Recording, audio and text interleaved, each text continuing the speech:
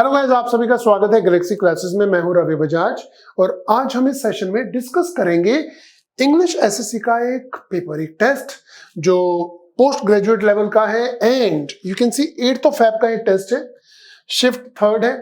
इसके अंदर कॉम्प्रिहेंशन भी है, क्लोज टेस्ट भी है, ग्रामर भी है, वोकैब भी है। ठीक है, तो चलिए कॉपी पेन उठाइए और शुरू हो जाइए, डिस्कशन करेंगे। साथ साथ आपके माइंड में कुछ डाउट्स आए किसी क्वेश्चन को लेकर तो आप कमेंट में हमसे पूछ भी सकते हैं।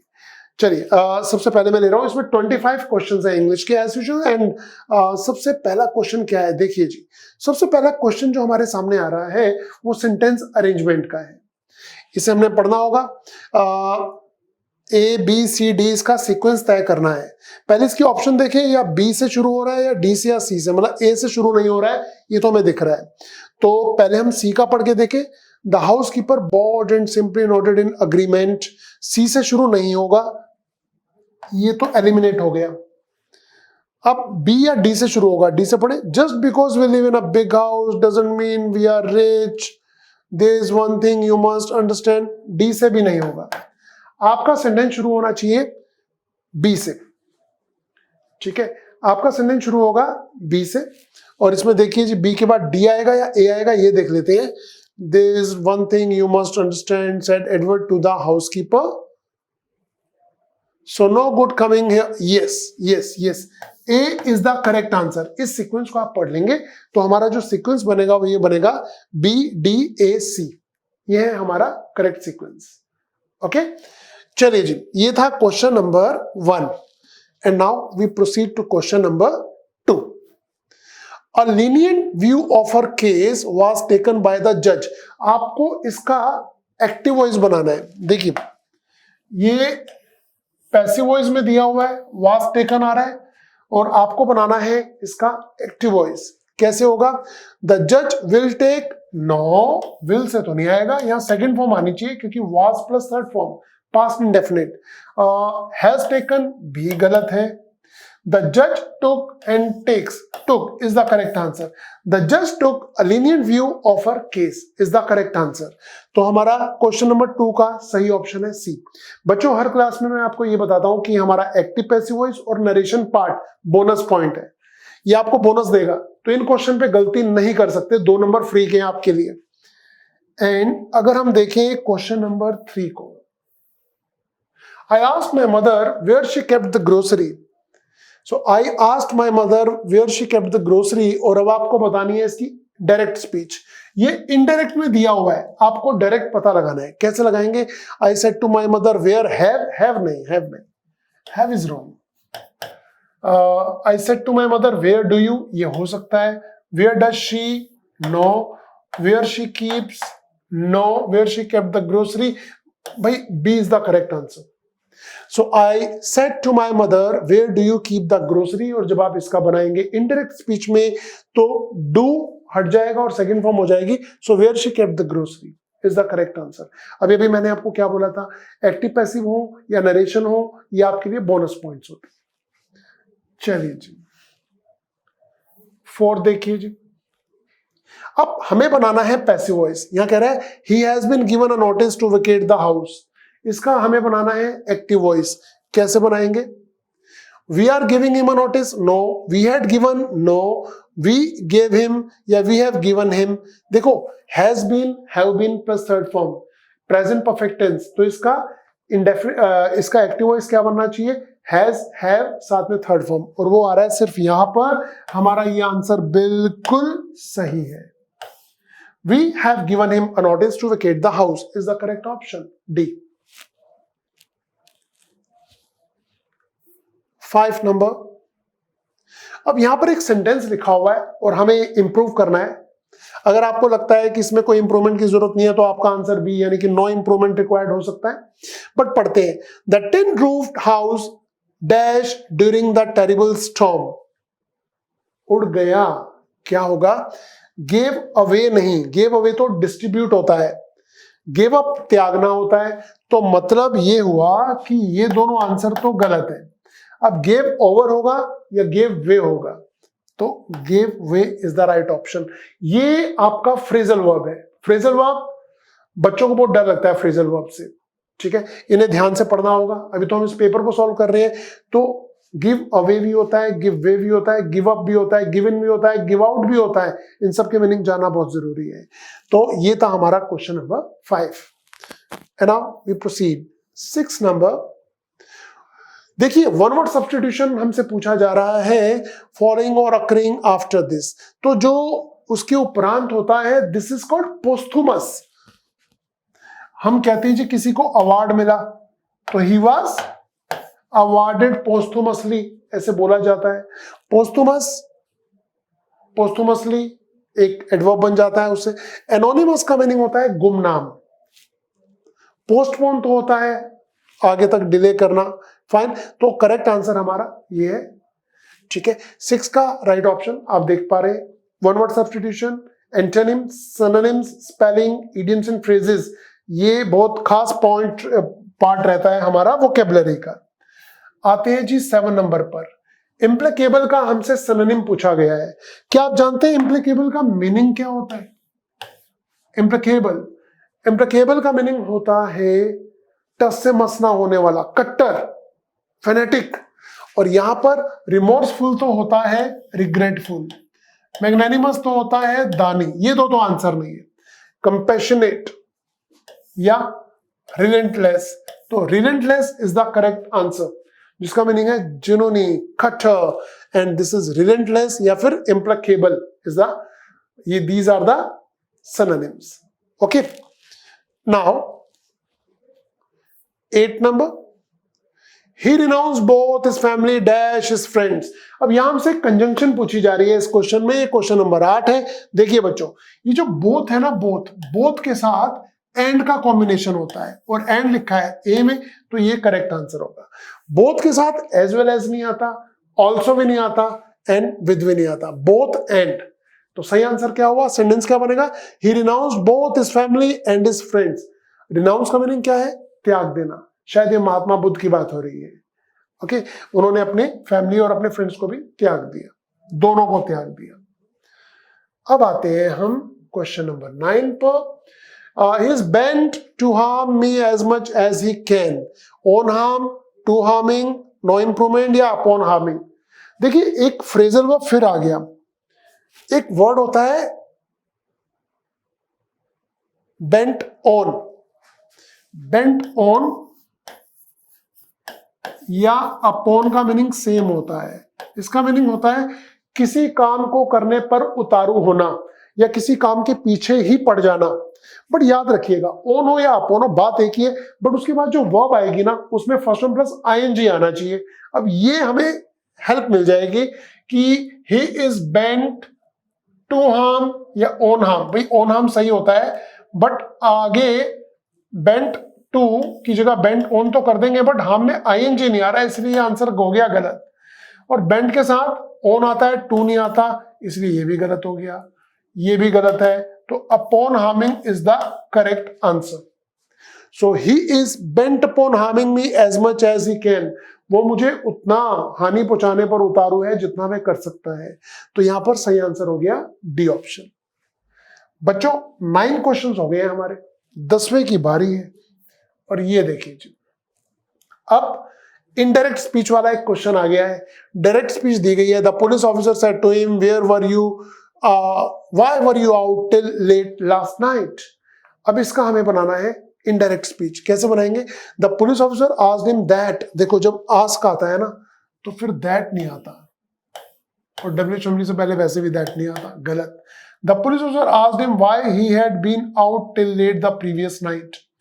और यहां वर कह रहा है, वर, तो वर का भाई साहब, वर का हेड नहीं होता, ये भी गलत हो गया। अब बचे दो, why had he been out या वाई वाज ही, वाज भी नहीं होगा, तो had been.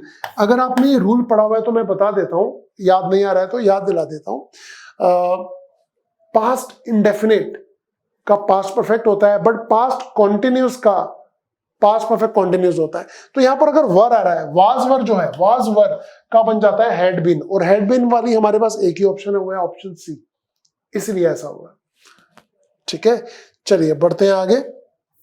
11th, keep once head एक ईडियम है, एक फ्रेज है। आपको बताना है इसका मीनिंग इसमें क्या है। रिमेन काम, respect one self, be honest या बिकम कंसीटेड। बिकम कंसीटेड का मीनिंग होता है एरोगेंट होना, घमंडी होना, एंड करेक्ट आंसर है रिमेन काम is the correct answer. Okay, so remain काम, शांत रहना, कीप वंस हेड, शांत रखना, हेड से जुड़ा हुआ है तो शांति से जुड़ा हुआ है। ओके, नाउ 12 नंबर पे आते हैं। इलिसिट का हमें एंटोनिम बताना है। भाई इलिसिट का मीनिंग क्या होता है? आपने सुना होगा इलिसिट रिलेशनशिप, नाजायज संबंध, तो ये नाजायज है। तो अनलॉफुल तो कहीं ना कहीं इसका सिनोनिम हो गया, जो कि गलत आंसर है। प्रोहिबिटेड होता है रुका हुआ, ये भी इसी की सिनोनिम के सेंस में जा रहा है। फर्टिव होता है गुपचुप, तो ethical is the correct answer, ethical. Okay, ethical is the correct answer. 12 question हो चुके हैं, 12 क्वेश्चन हो चुके हैं, 13 अभी बाकी है। अब ग्रामर का एक question fill in the blanks के रूप में हमसे पूछा जा रहा है। कह रहा है no dash than 50 trees were uprooted in the storm. Fewer आएगा, मच आएगा, मोर ओवर आएगा या फ्यू आएगा? भाई एक बात तो ये है कि नंबर की बात हो रही है तो फ्यू आना चाहिए, बट देन आ गया यानी कि कंपैरेटिव डिग्री होगी, तो fewer is the correct answer. आपको बताना चाहूंगा फ्यू की डिग्री क्या होती है। Few, fewer, fewest. और लिटल की क्या होती है? Little, less, least. तो हमें फ्यूअर वर्ड यूज करना है क्योंकि ट्रीज जो होते हैं वो काउंटेबल होते हैं। ओके, एंड 14 नंबर पे आ जाते हैं।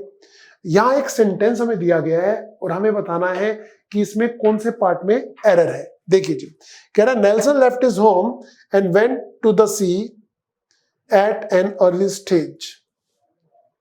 ठीक है, तो यहां पर क्या होगा?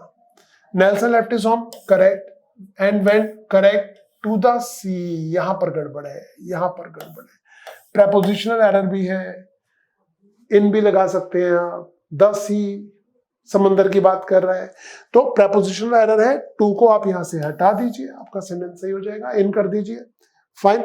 एंड आपको पता है वाटर्स भी कहते हैं, वाटर्स भी कहते हैं। अगर आपको वोकेबलरी आती है तो एंटोनिम, सिनोनिम, वन वर्ड और इडियम्स एंड फ्रेजेस तो आप पता लगा ही लेंगे। साथ ही साथ आपको स्पेलिंग में भी हेल्प मिलेगी अगर आपने वो वर्ड पढ़ा होगा। अब देखिए, इनकरेक्टली स्पेल्ड वर्ड सेलेक्ट हमें करना है, select the incorrectly spelled word. ये 4 वर्ड है, चारों में से स्पेलिंग किसकी गलत है?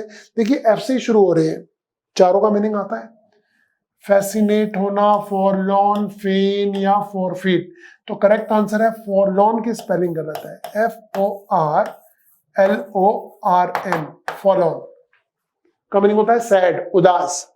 फैसिनेट तो होता है अपनी ओर आकर्षित करना, फेन का मीनिंग होता है बहाना, एंड फॉरफिट का मीनिंग होता है जब्त करना।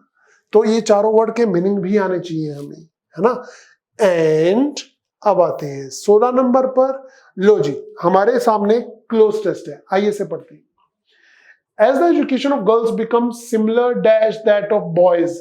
यहां हमसे पूछा जा रहा है सिमिलर के साथ कौन सी प्रेपोजिशन आती है, तो हम क्या कहेंगे जी, सिमिलर के साथ तो इनमें 2 प्रेपोजिशन आती है। D is the correct answer. ठीक है, अच्छा आगे बढ़ते हैं हम इसे। Their home life will also become similar. Their present greater dash of domestic affairs will also disappear. Familiarity, power, knowledge या instruction। सही आंसर बच्चों यहां पर होना चाहिए knowledge, greater knowledge। Present greater knowledge of domestic affairs is also correct. After a dash age क्या होगा? After a dash age क्या बोलते हैं आप? चाहे तो टाइप कर सकते हैं, नंबर टाइप करेंगे 18। 18 का सही आंसर क्या होगा? Settled age, decided age, certain age या fixed age? Correct answer is certain age. After certain age boys and girls should have a share in parental occupation and dash. क्या क्या option देखते हैं 19 में ऑप्शन क्या है? Parental occupation and dash, reluctance, anxieties, hesitation या mistrust. मैं आपसे जानना चाहता हूं, जल्दी बताओ बच्चों, सही आंसर क्या होना चाहिए? सही आंसर क्या होना चाहिए? Parental occupations and anxieties, correct, anxieties, but not in excess as it would interfere with their education. Yet dash of the problems of adult life helps boys and girls understand and appreciate the efforts of their parents. क्या होगा? Yet dash of problems, alertness, aloofness, awareness या attentiveness. बताइए जी, सोच समझ के बताइए 20 number के लिए सही आंसर क्या होगा? भाई प्रॉब्लम्स की अवेयरनेस होनी चाहिए, प्रॉब्लम्स की अवेयरनेस होनी चाहिए. सो yet awareness of the problems of adult life helps boys and girls understand and appreciate the efforts of their parents is the correct answer.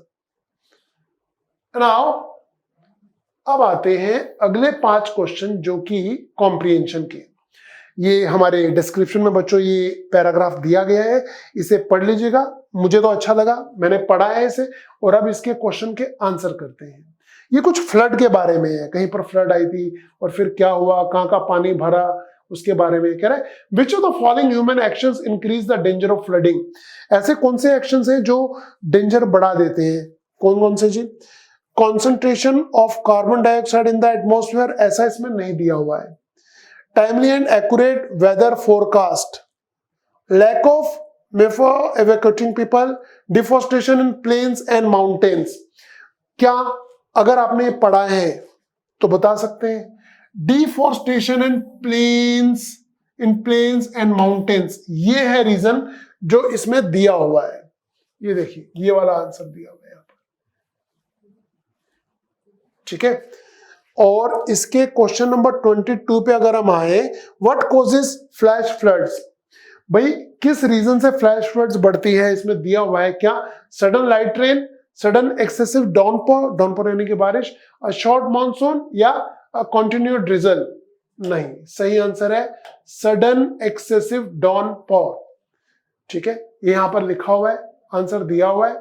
ठीक है, माउंटेन स्लोप्स, यहां पर भी इसके आंसर दिया हुआ है. फ्लडिंग ओकर्स, ये वाला.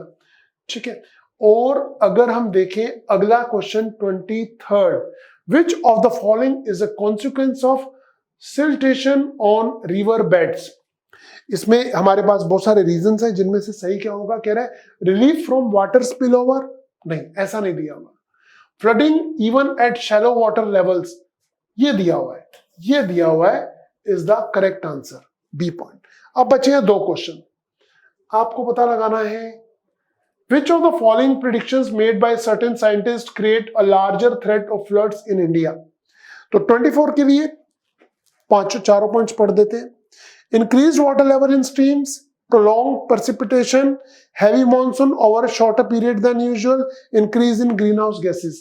सही आंसर जो इसमें दिया हुआ है वो है heavy monsoon over a shorter period than usual is the correct answer. Okay, and now last पे आते हैं.